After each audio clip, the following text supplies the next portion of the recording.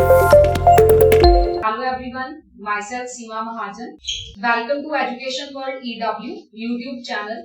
और मेरा आज का टॉपिक है परसेंटेज। परसेंटेज क्या होता है? परसेंटेज है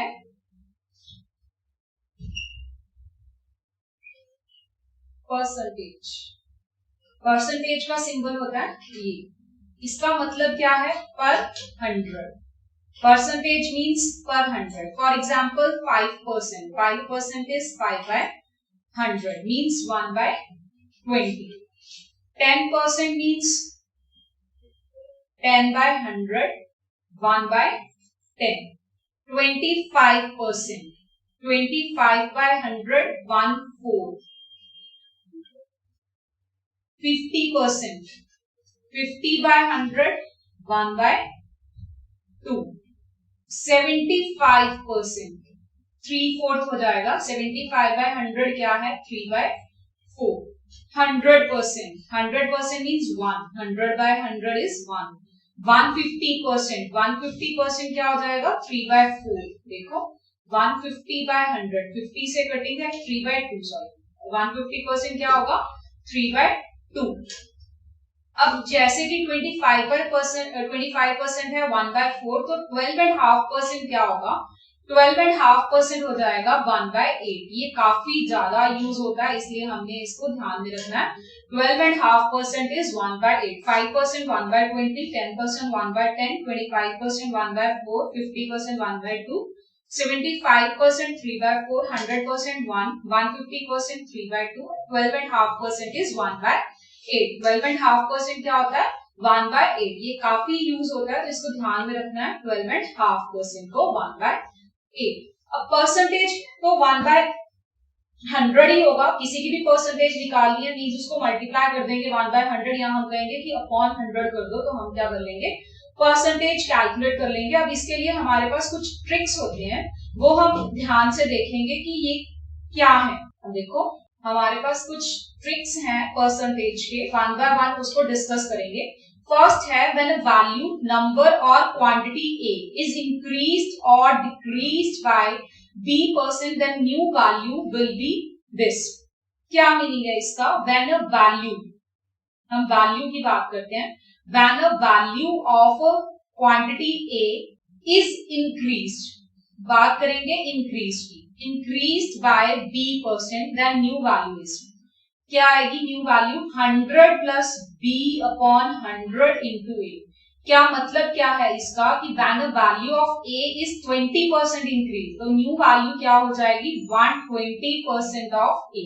When the value of a is increased by 25%, then new value is 125% of a। ठीक है। When the value is increased by 30%, new value is 130% of a। ठीक है, ये मीनिंग किसका है? इंक्रीज का। अब हम बात करेंगे डिक्रीज की। When the value of a is decreased by b%, अब जब वैल्यू डिक्रीज होएगी b% से, तो न्यू वैल्यू क्या आने वाली है? 100 minus b upon 100 into a। For example, if we say that the value of a is decreased by 15%, the new value is 75% of a। 15% means 85। अगर 25% डिक्रीज होता है तो 75% of a आ जाएगा। ठीक है। If the value of a is decreased by 15%, new value is 85% of a। If the value of a is decreased by 25%, new value is this। If value of a is decreased by 10%, then new value is 90% of a। Clear? तो जब decrease होता है तो 100 में से उतना minus कर देंगे, और जब इंक्रीज होता है तो उतना ही हम 100 में प्लस कर देंगे। तो ये हमारा फर्स्ट ट्रिक था, ये फर्स्ट फॉर्मूला था, मेथड था कि कैसे हमने निकालना है, और ये चीज लर्न करनी है। बार बार फॉर्मूले में जाने की जरूरत नहीं होती है। जब हम कहते हैं ना value of a is increase by 10%, तो हम कहेंगे new value is 110% of a।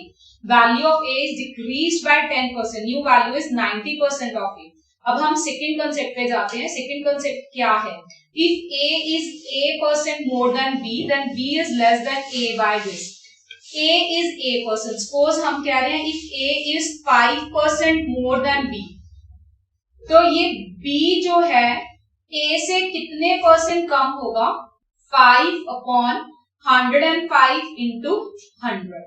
ठीक है, ए बड़ा है बी से, बी छोटा करना है तो डिनोमिनेटर बड़ा हो जाएगा 100 प्लस 5, 5 अपॉन 105 इंटू 100, 20 अपॉन 21, तो ये हमारे पास आ रहा है 100 अपॉन 21, ये हमारे पास क्या आएगा, इतनी वैल्यू बी की कम होगी। ठीक है, ऐसे नहीं, कई स्टूडेंट सोचते हैं कि अगर ए 5% बड़ा है बी से तो बी 5% छोटा होगा, ये नहीं होता। 100 अपॉन 21 देखो 5% नहीं है, अप्रॉक्सीमेट है, तो ये हमें कैलकुलेट ही करना पड़ेगा। सिमिलरली अगर हम कहते हैं कि value of A is 8% less than B, then B is more than A by, ठीक है। अब क्या है, ए की वैल्यू कम है बी से, तो बी की वैल्यू ज्यादा होगी, ज्यादा कितनी होगी, अब डिनोमिनेटर छोटा कर देंगे। Same, if a is 5% less then b, 5% less है तो b a से कितना ज्यादा होगा, 5 अपॉन 95 इंटू 100। बहुत इंपॉर्टेंट फॉर्मूलेज हैं, इस पे क्वेश्चंस इस टाइप के रहते हैं कि if a salary is 5% less than the salary of b, then b salary more than a by, ठीक है, b salary more than a by. तो ये हमारे पास ऐसा रहता है, जब हमने इंक्रीज करनी है वैल्यू तो डिनोमिनेटर छोटा कर देंगे, जब वैल्यू डिक्रीज करनी है तो डिनोमिनेटर बड़ा कर देंगे। सेम यही हमारे पास फॉर्मूला किसमें यूज होता है, जब हम बात करते हैं, ये देखो फिफ्थ जो ट्रिक है, if the price of a commodity increases और डिक्रीजेस बाय 8%, देन डिक्रीज और increase in consumption so as not to increase or decrease the expenditure is equal to this। क्या मतलब क्या है इसका, हम कहते हैं कि किसी चीज की जो वैल्यू है वो क्या हो गई है, बढ़ गई है। जैसे कि हम मार्केट जा रहे हैं, सपोज एप्पल्स परचेज करने हैं, कल वो 80 रुपीज पर केजी थे, आज 100 रुपीज पर केजी होंगे, तो क्या करोगे, हमने परचेज किस हिसाब से करने हैं, जितनी हमारी पॉकेट में मनी है, मींस हमें एक्सपेंडिचर इंक्रीज नहीं करना, सॉरी कंजम्पशन इंक्रीज नहीं करनी। कंजम्पशन इंक्रीज नहीं करनी तो हम क्या करेंगे, एक्सपेंडिचर को डिक्रीज कर देंगे। प्राइस इंक्रीज हो गए तो हम क्या करेंगे, एक्सपेंडिचर डिक्रीज करेंगे, ताकि कंजम्पशन क्या रह जाए, सेम रह जाए। If the price of a commodity increases by 8%, then increase or decrease in consumption so as not to increase or decrease in expenditure is equal to, क्या होने वाला है, a कितना है, सपोज हम बात कर रहे हैं 5% की, 5% प्राइस इंक्रीज करके हमने क्या करना है, कंजम्पशन कम कर देनी है। प्राइस बढ़ के हमने क्या करना है, कंजम्पशन कम करनी है, ताकि एक्सपेंडिचर क्या रहे, सेम रहे, एक्सपेंडिचर सेम रहे। तो एक्सपेंडिचर सेम रखने के लिए कंजम्पशन हम क्या करेंगे, कंजम्पशन प्राइस बढ़े हैं, कंजम्पशन कम करेंगे तो डिनोमिनेटर में 105। अगर यही प्राइस कम हो गए तो हम क्या करेंगे, कंजम्पशन को बढ़ा देंगे। ठीक है, प्राइस कम हुए, डिक्रीज हुए, तो हमने क्या करना है, कंजम्पशन इंक्रीज कर देनी है, ताकि एक्सपेंडिचर क्या रहे, सेम। एक्सपेंडिचर हमने सेम रखना है, हम अकॉर्डिंगली प्राइस बढ़ रहे हैं तो कंजम्पशन कम कर देंगे, प्राइस कम हो रहे हैं तो कंजम्पशन बढ़ा देंगे। इस चीज के ऊपर ध्यान रखेंगे। तो 5 अपॉन 105 इंटू 100 ये तब है कंजम्पशन जब प्राइस बढ़ गए हैं। जब प्राइस कम हो गए तो हमारी कंजम्पशन क्या आएगी, 5 अपॉन 95 इंटू 100। तो ये दोनों फॉर्मुलेस बहुत इंपॉर्टेंट है। If a is 8% more than b, then b less than a bar। ठीक है, तो ये हमने फॉर्मुलेस लर्न करने हैं।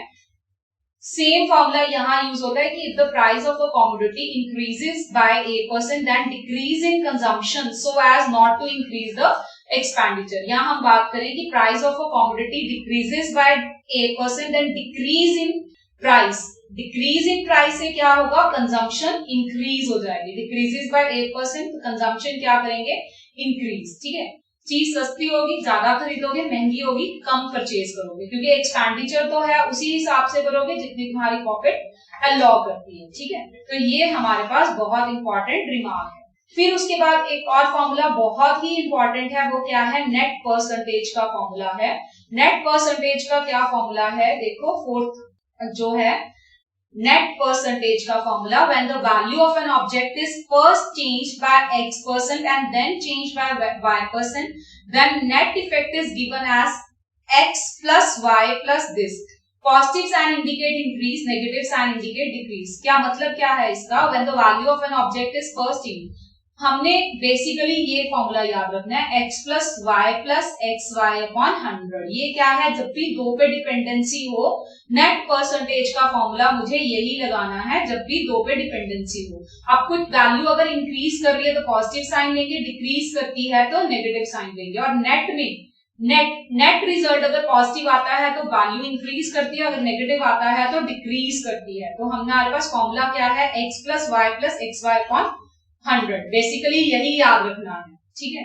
जैसे कि हम रेक्टेंगल में बात कर सकते हैं कि रेक्टेंगल की जो लेंथ है वो 10% इंक्रीज करगी, length is increase by 10% and breadth is decreased by 5%. The net effective area, area में क्या इफेक्ट आएगा, क्योंकि ये इंक्रीज कर रही है तो हम पॉजिटिव लेंगे, ये डिक्रीज कर रही है तो नेगेटिव लेंगे। 10 माइनस 5 माइनस 50 अपॉन 100 कितना आ जाएगा, 10 माइनस 5 माइनस हाफ कितना आएगा 4.5%। तो 10% अगर हमारे पास लेंथ इंक्रीज कर रही है और ब्रेड 5% डिक्रीज कर रही है तो एरिया जो है वो 4.5% इंक्रीज करेगा। ये हमें कंसेप्ट का पता होना चाहिए। और ये वाला जो फॉर्मूला है नेट परसेंटेज का, ये बहुत जगह यूज होता है, चाहे हम सक्सेसिव डिस्काउंट की बात करें, प्रॉफिट की बात करें, लॉस की बात करें, या फिर हम मेंसुरेशन में एरियाज की बात करें, चाहे रेक्टेंगल है, चाहे स्क्वायर है, चाहे सर्कल है और चाहे सिलेंडर, किसी में भी एरिया की बात करें तो यही फॉर्मूला यूज होगा नेट परसेंटेज का। नेट परसेंटेज क्या है, x plus y plus x y upon 100। अगर कोई वैल्यू इंक्रीज करती है तो उसके लिए पॉजिटिव, अगर डिक्रीज करती है तो उसके लिए नेगेटिव। तो ये फॉर्मूले तुमने अच्छे से याद रखने हैं। नेक्स्ट देखते हैं हम कुछ questions. If 20% of p plus q is equal to 50% of p minus q, then find p ratio q.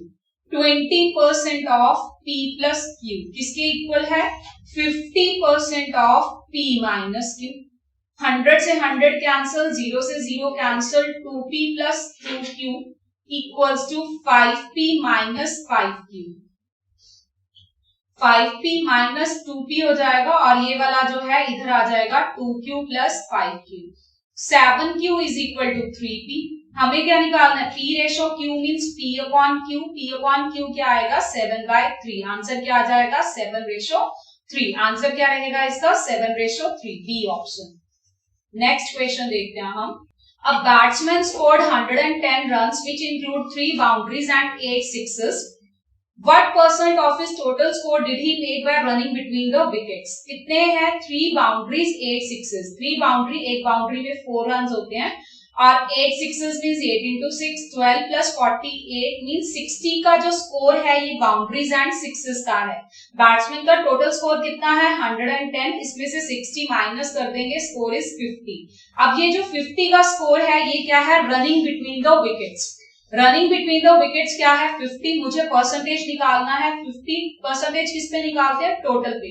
110 into 100 तो ये आएगा 500 अपॉन 11 मींस 45 5/11%। आंसर क्या आने वाला है, बी 45 5/11%। क्लियर है। नेक्स्ट क्वेश्चन करते हैं थर्ड। नेक्स्ट क्वेश्चन है, if the monthly salary of an employee is increased by 2/3%। Monthly salary कितनी इंक्रीज हो रही है, 2/3%। ही गेट्स ₹72 मोर मींस क्या है 2/3, 3 to the 6 plus 2 8, 8/3% of a number, 8/3% of a number is equal to 72। 8 9 72 तो number कितना है 2700। Number means salary. 8/3% of a salary is 72, so the salary is 2700। Answer is C. Salary is 2700। Answer is C. Next question देखते हैं। A fruit seller had some apples. He sells 40% apples and still has 420 apples. A fruit seller के पास कितने apples हैं, कुछ apples हैं, 40% उसने cell कर दिया। अगर 40% सेल कर दी तो रिमेनिंग कितने हैं 60%। 60% ऑफ टोटल एप्पल्स क्या हैं हमारे पास 420, क्योंकि ये रिमेनिंग एप्पल है। 60% of total is equal to 420। Answer कितना आएगा 700। तो कितने एप्पल्स हैं उसके पास टोटल 700। टोटल एप्पल्स कितने हैं 700। टोटल एप्पल्स हैं 700। नेक्स्ट आगे चलते हैं।